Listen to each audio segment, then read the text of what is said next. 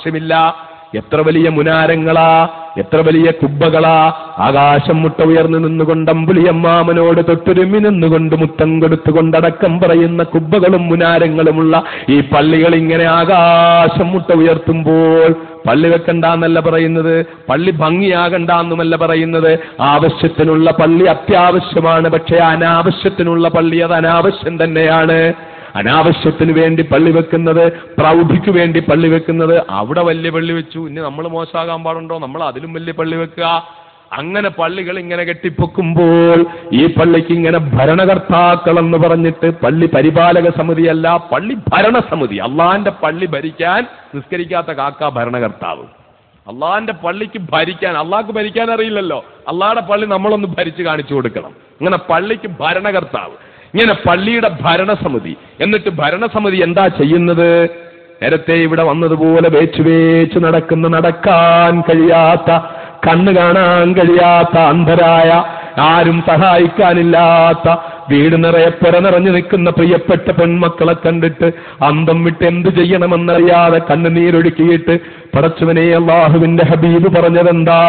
3 പെൺകുട്ടികളുണ്ടെങ്കിൽ അവർക്ക് ദീൻ പഠിപ്പിച്ചാൽ, അവരെ അനുരൂപരായ വരന്മാർക്ക് നിക്കാഹ് ചെയ്തു കൊടുത്താൽ സ്വർഗം ഞാൻ അവർക്ക് ഉറപ്പു തരുന്നു എന്ന് മുഹമ്മദ് മുസ്തഫ.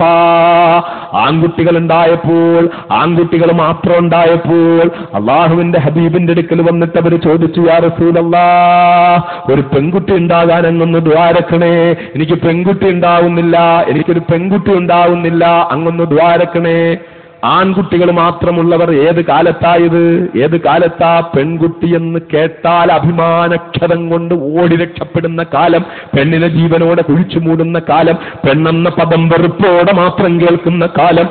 ആ കാലത്താണ് അള്ളാഹുവിന്റെ ഹബീബ് പെണ്ണിന്റെ മഹത്വം പറഞ്ഞു മനസ്സിലാക്കി കൊടുത്ത്, പെണ്ണാരാണെന്ന് മനസ്സിലാക്കി കൊടുത്ത്, പെണ്ണിന്റെ അംഗീകാരം എന്താണെന്ന് മനസ്സിലാക്കി കൊടുത്ത്, അള്ളാഹുവിന്റെ ഹബീബ് പെണ്ണിനെ കുറിച്ച് പറഞ്ഞ് അവസാനം അവർക്ക് പെണ്ണുണ്ടാകണമെന്ന ആഗ്രഹം കൊണ്ട്, യാ റസൂലല്ലാഹ്, ജനിക്കുന്നൊക്കെ ആൺകുട്ടികളായി പോകുന്നു, ഒരു പെൺകുട്ടി ജനിക്കാനൊന്ന് ദ്വാരക്കുമോ എന്ന് ചോദിച്ച് ഹബീബായ നബിയുടെ അടുക്കൽ പോയി ദ്വാരപ്പിച്ചുകൊണ്ടിരുന്ന അറബികൾ ആ അവസ്ഥയിൽ പെൺകുട്ടിക്ക് അംഗീകാരം നേടിക്കൊടുത്തു എങ്കിൽ, അങ്ങനെ 3 പെൺകുട്ടികളുണ്ട് എങ്കിൽ സ്വർഗം ഉറപ്പാക്കുന്നു എന്ന് പറയുമ്പോൾ, 3 പെൺകുട്ടികൾ ഉണ്ടാകുമ്പോൾ തുള്ളിച്ചാടുന്നവരായി അവർ മാറിയെങ്കിൽ, ഇവരെ കൊണ്ട് എനിക്ക് സ്വർഗം കിട്ടുമല്ലോ, ഇവരെ പഠിപ്പിച്ചാൽ, ഇവരെ ദീൻ പഠിപ്പിച്ചാൽ, ഇവരെ കല്യാണം കഴിച്ചു കൊടുത്താൽ എനിക്ക് സ്വർഗം കിട്ടുമല്ലോ എന്നവർ സന്തോഷാതിരേകത്താൽ അവരാ കുഞ്ഞുങ്ങളെ സ്നേഹം കൊണ്ട് വീർപ്പ് മുട്ടിക്കുമായിരുന്നെങ്കിൽ, ഇന്ന് 3 പെൺകുട്ടി ഉണ്ടായാൽ പാവപ്പെട്ട മാതാപിതാക്കളുടെ അവസ്ഥ എന്താ?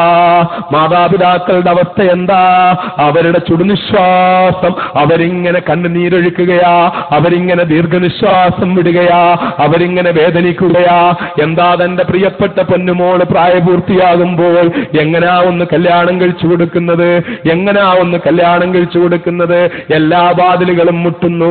അവസാനം പള്ളിക്കമ്മിറ്റിയുടെ അടുക്കൽ പോകുന്നു. പള്ളിക്കമ്മിറ്റിക്ക് ആകെ 3 പെൺകുട്ടി ഉണ്ടായാലും 30 പെൺകുട്ടി ഉണ്ടായാലും പള്ളിക്കമ്മിറ്റിക്ക് നഷ്ടം ഒരൊറ്റ ലെറ്റർ പാഡ്, വേറൊന്നുമില്ല. എടുക്കുന്നു ലെറ്റർ പാഡ്, എഴുതുന്നു, ദേ വരുന്നു, തെണ്ടാൻ യോഗ്യനാണ് ഈ വരുന്ന ആളെന്ന് ഞങ്ങൾ ഇതാ സർട്ടിഫൈ ചെയ്യുന്നു. ഇയാൾ ഞങ്ങളുടെ മഹല്ല് കമ്മിറ്റിയോട് ബോധ്യപ്പെടുത്തിയിരിക്കുന്നു, ഇയാൾക്ക് തെണ്ടാനുള്ള എല്ലാ അർഹതയുമുണ്ട് എന്ന്. ഇയാളൊരു ശുദ്ധ തെണ്ടിയാണെന്ന് ഞങ്ങൾ ഇതാ സർട്ടിഫൈ ചെയ്യുന്നു.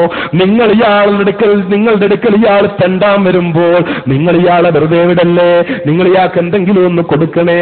സർട്ടിഫിക്കറ്റ് എഴുതി അടിയിലൊരു സീലും വെച്ച് ഒരു പ്ലാസ്റ്റിക് പേപ്പറിനകത്ത് കയറ്റി അതുമായിട്ട് പോവുകയാ. പള്ളികളിലൊക്കെ പോവുകയാ. ഒരു മനുഷ്യന്റെ ആത്മാഭിമാനം ഏറ്റവും അധികം പിച്ചി ചീന്തപ്പെടുന്ന രംഗമല്ലേ സഹോദരങ്ങളെ? ജനങ്ങളുടെ മുന്നിൽ എഴുന്നേറ്റ് നിന്നുകൊണ്ട് ഒരു കീറത്തുണി വിരിച്ചിട്ടിട്ട് അതിനകത്തൊരു പള്ളിയുടെ ലെറ്റർപാടും വെച്ചിട്ട് നിറഞ്ഞു 3 പെമ്മക്കളുണ്ട്, എന്തെങ്കിലും തരണേ എന്ന് ചോദിച്ച് യാചിക്കുന്ന ആ രംഗം, അതുപോലൊരു അഭിമാനക്ഷതമുള്ള രംഗം വേറെയുണ്ടോ? എത്ര ആളുകളായി ഇറങ്ങി വരുന്നത്, ഇവരുടെ ഒക്കെ മുമ്പിൽ ഇങ്ങനെ നിൽക്കുന്നത്. ഈ പാവപ്പെട്ട മനുഷ്യൻ ഇങ്ങനെ തെണ്ടാൻ വേണ്ടിയിട്ട് ഈ പാത്രവും വെച്ചുകൊണ്ടല്ലെങ്കിൽ ഈ തോർത്തും വിരിച്ചിട്ടുകൊണ്ട് നിൽക്കുകയാ. വരുന്നവരോ പേഴ്സെടുത്തിട്ട് പേഴ്സിലെ ഏറ്റവും ചെറിയ നോട്ടെടുത്ത്, ഒറ്റ നോട്ടിലും ചെറിയ നോട്ടില്ലാത്തത് കൊണ്ട് ഒറ്റ നോട്ട് തന്നെ ഗൗരവപൂർവ്വം എടുത്തിട്ട് ആ തോർത്തിലേക്ക് അങ്ങിട്ട് കൊടുക്കുന്നു. ഇങ്ങനെ 100 പേരിട്ടാൽ 100 രൂപയാകുന്നത്, 1000 പേരിട്ടാൽ 1000 രൂപയാകുന്നത്.